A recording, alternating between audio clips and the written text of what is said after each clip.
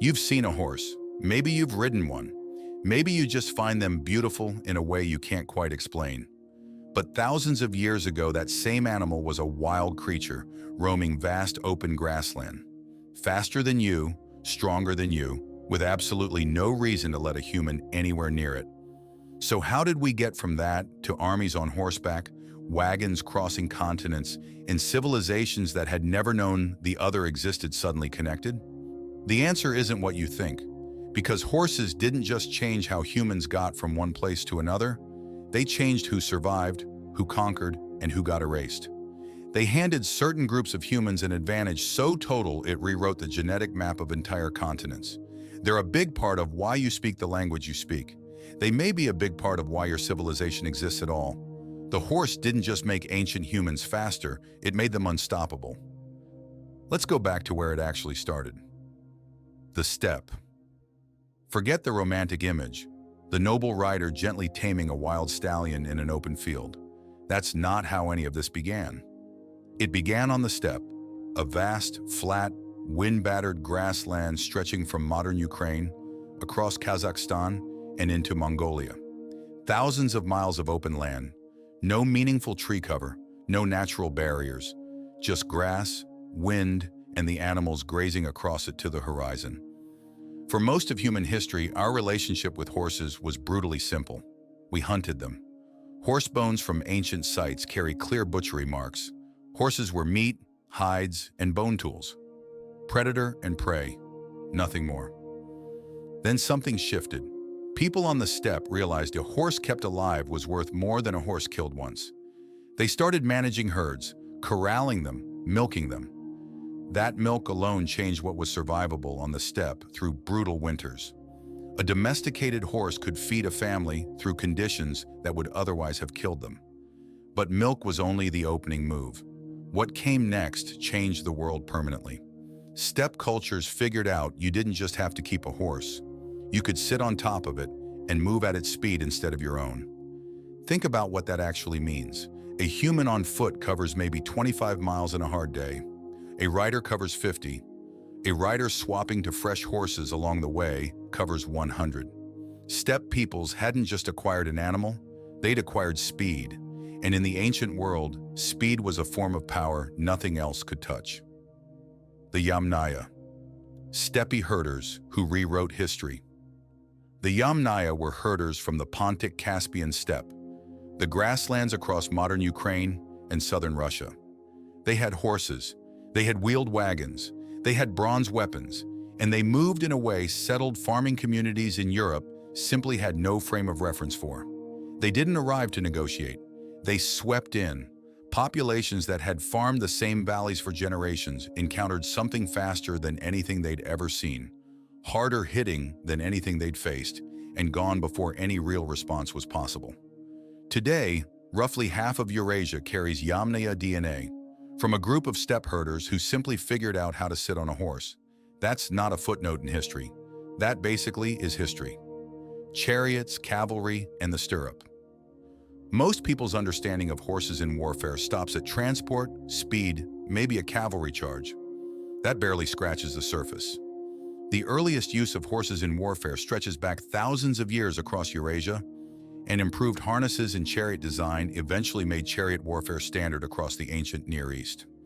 One of the oldest written training manuals ever discovered, one of the oldest documents of its kind in human history, period, was a guide for training war horses.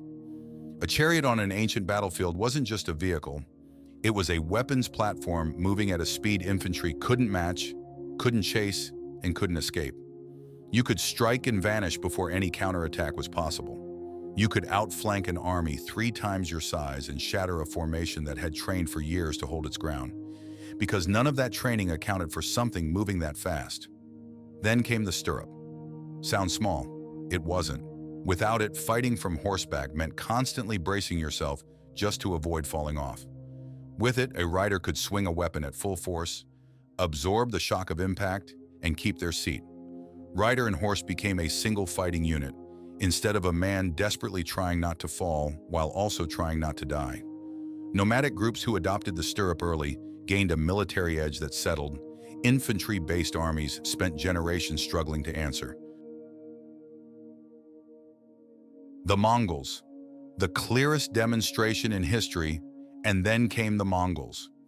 The single clearest demonstration in human history of what happens when an entire civilization builds itself around the horse at a scale no one else had reached. Mongol armies were built primarily around cavalry units, capable of covering up to 100 kilometers in a single day, a pace no infantry army on Earth could match. After a hit-and-run raid, Mongol horsemen could vanish back into the steppe before enemy forces could even organize pursuit. They simply couldn't follow, not at that speed across that terrain. The Silk Road, horses moved ideas, not just armies, but war is only half of this story, the loud, violent half. Underneath it runs a quieter, far longer-lasting one. Before the horse, a new technology or a better crop might take centuries to travel just a few hundred miles, spreading only as fast as someone could walk it there. Slowly, unevenly, often not at all. With horses, that changed completely. Mathematics and religious traditions spread. The horse was the mechanism that turned the ancient world from a scattering of isolated pockets into something genuinely connected. China wanted horses badly enough to trade silk, its single most valuable manufactured good, to get them. That trade route became the Silk Road. The Silk Road became the nervous system of the ancient world. And in a neat historical irony, ideas that traveled on horseback eventually produced the technologies that made horses obsolete as weapons of war. It just took a few thousand years to get there. The math of horse versus no horse. Picture two groups of ancient humans on identical terrain, facing the same predators, working with the same basic toolkit of stone, fire, and accumulated knowledge. They find better grazing, they carry more supplies, they build larger communities and project force across distances the other group simply cannot respond to in time.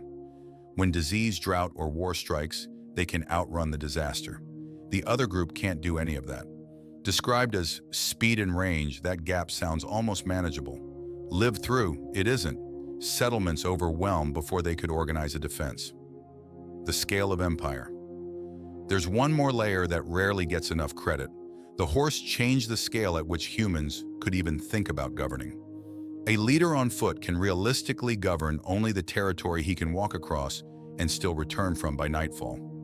A leader on horseback can govern territory 10 times that size and still hold it together. Empires run on communication. Marco Polo, who traveled through it firsthand, called it the most impressive logistical system he had ever witnessed. Without horses, there's no Mongol Empire. There's almost certainly no Roman Empire either.